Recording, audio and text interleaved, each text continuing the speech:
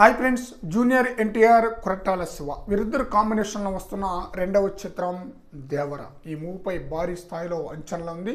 మొదటి చిత్రం జనతా గ్యారేజ్, ఆ చిత్రం ఎలాంటి హిట్ అయిందో ప్రత్యేకంగా చెప్పనవసరం లేదనమాట.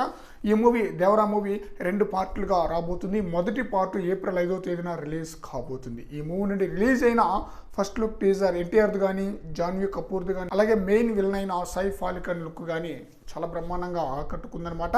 అయితే ఈ మూవీకి సంబంధించిన గ్లిమ్స్ ఎప్పుడు రిలీజ్ అవుతుందని చెప్పేసి ఫ్యాన్స్తో పాటు మూవీ లవర్స్ అంతా ఎంతగానో వెయిట్ చేస్తున్నారనమాట. ఈ మూవీ దాదాపుగా 80% షూటింగ్ అయితే కంప్లీట్ అయిపోయింది.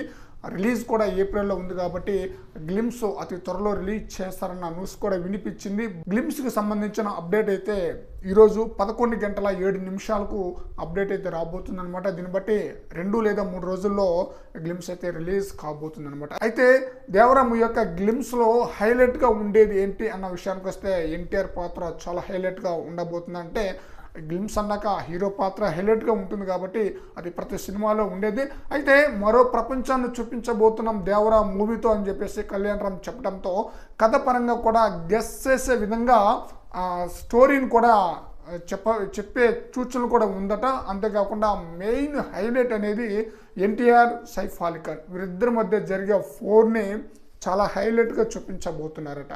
మరి చూడాలి గ్లిమ్స్లో ఏది మెయిన్ హైలైట్గా ఉంటుందనేది. ఫ్రెండ్స్, ఈ వీడియోపై మీ యొక్క అభిప్రాయాన్ని కామెంట్ సెక్షన్లో తెలియజేయండి. దేవరా మూవీని డైరెక్టర్ అయిన కొరటాల శివ చాలా కసిగా తెరకెక్కిస్తున్నాడు. ఆచార్య మూవీ ఎఫెక్ట్ కొరటాల శివకి చాలా నెగిటివిటీని తెచ్చేసింది. అందువలన ఎంతో కసిగా ఈ మూవీని తెరకెక్కిస్తున్నాడు. పాన్ ఇండియా స్థాయిలో మంచి హిట్ అందుకోవడం ఖాయంగా కనిపిస్తుంది.